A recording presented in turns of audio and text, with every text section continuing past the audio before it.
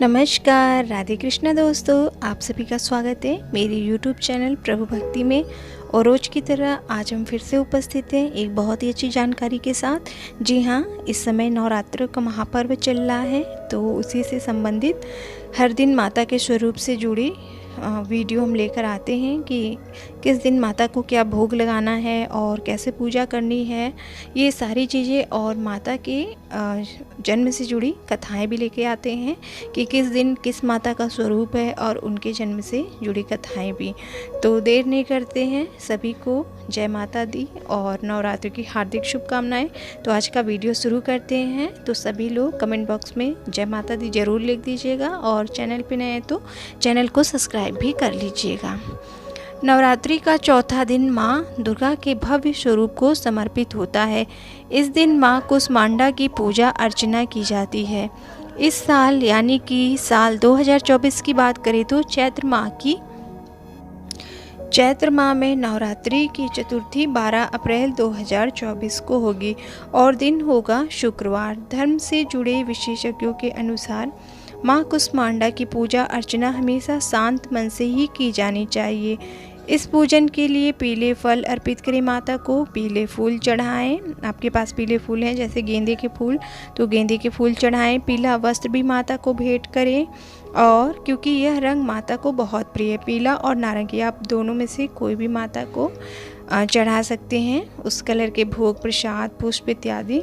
वही माँ कुष्मांडा का प्रिय भोग मालपुआ है, तो आप लोग मालपुआ हो सके तो ज़रूर ही बनाकर चढ़ाएं, जिसे बनाकर माँ के चरणों में अर्पित करें। इसके अलावा और क्या कुछ खास है माँ दुर्गा के चौथे स्वरूप में, आइए जानते हैं। तो आइए जानते हैं कि कैसा है माता का ये स्वरूप। तो ऐसा है माँ का स्वरूप। कुष्मांडा देवी का स्वरूप अत्यंत ही सुंदर और भव्य है। माता की 8 भुजाएं मानी जाती हैं। इन 8 भुजाओं में वो अलग अलग वस्तुएं उठाई हुई हैं।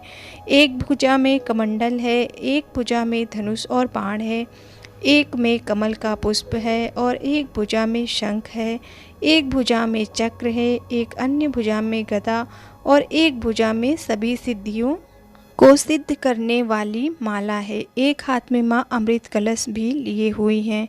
वही माँ कुष्मांडा का वाहन सिंह है। तो इतना सुंदर और इतना भव्य स्वरूप है माता कुष्मांडा का, और बहुत ही शांत और सरल स्वभाव की माता है। ऐसी मान्यता है कि देवी को कुम्हड़े कद्दू की बलि जो है वो प्रिय है। इस सब्जी को कुष्मांड भी कहते हैं, जिसके आधार पर देवी का नाम भी कुष्मांडा पड़ा। यह भी माना जाता है कि ब्रह्मांड का निर्माण माँ के इस स्वरूप की मुस्कान से हुआ है, इसलिए देवी सूर्यमंडल में ही रहती हैं।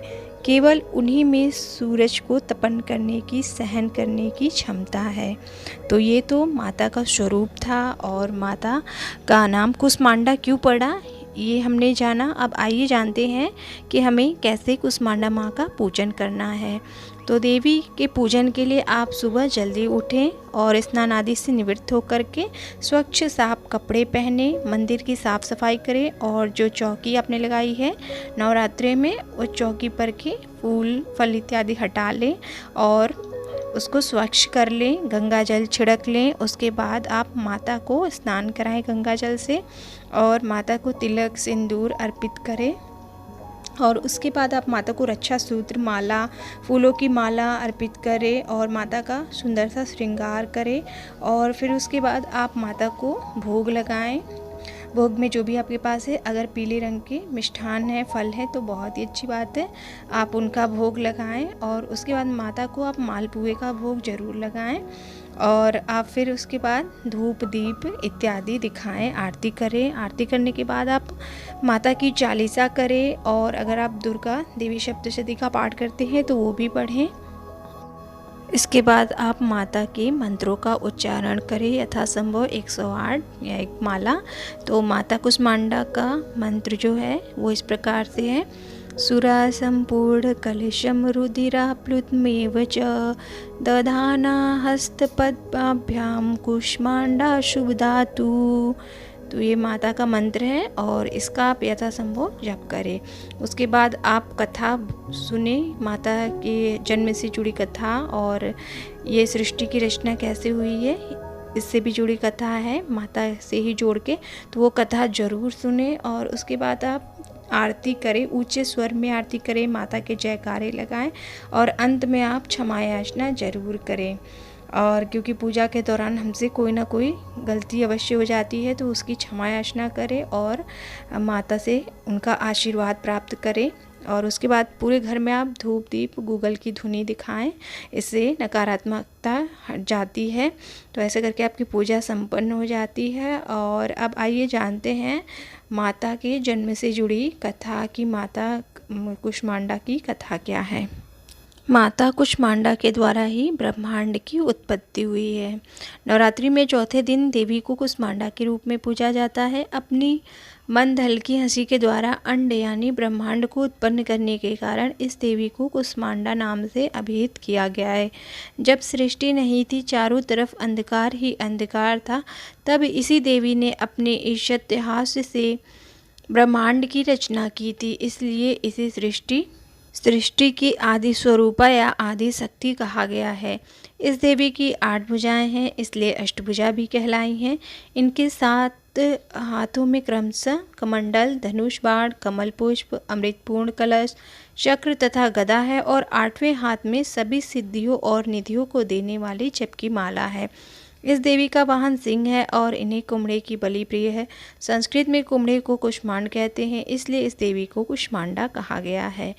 सूर्यलोक में रहने की शक्ति क्षमता केवल इन्हीं में है। इन्हीं में सूरज का तेज तपन सहने की क्षमता भी है, इसलिए इनके शरीर की कांति और प्रभा सूर्य की भांति दैदीप्यमान है। ब्रह्मांड की सभी वस्तुओं और प्राणियों में इन्हीं का तेज व्याप्त है।